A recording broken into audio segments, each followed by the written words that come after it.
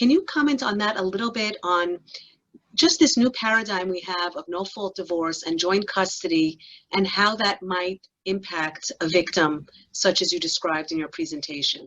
Yes, that's such a good question, and I rushed through it.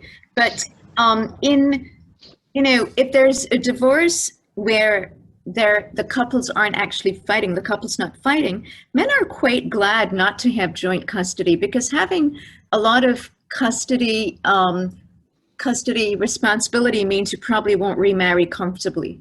And so men generally, they want to see the kid, but they're okay with not having the kid a great deal. Where you see the worst fights are when the one partner is abusive, when the man is abusive. It's so ironic, and then the court reads it as, oh, he wants to be a good father, and it's so women stay because they don't want to expose their children to fights. They don't want their children to grow up poor, but they're also terrified, rightfully so, that they will lose custody. And they often do if the perpetrator has more money. And they just can't fight him, or they seem crazy in court. But the other reason they stay is they know that he's neglectful or sadistic, or, often physically abusive. Perpetrators are often physically abusive towards children. She knows that he will harm the child, so she stays in order to protect the child. So this is so painful and so common. And I think when the court sees a dad stepping up, they have to really look into the history. Was he always present?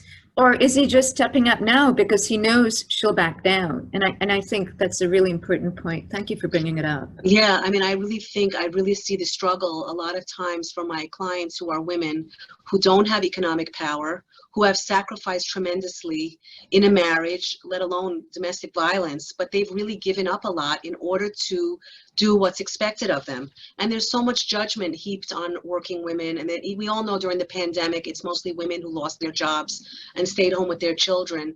And it's such an assault on their rights when they start going down a process of divorce. They're told it's no fault divorce. And now they're really faced with the prospect of their children being taken away. And there are a lot of fathers that are successfully getting custody. And a lot of times they deserve it. I don't in any way mean to imply that joint custody is a bad thing, or that shouldn't be considered, or it's not the right framework, especially if you have two working parents.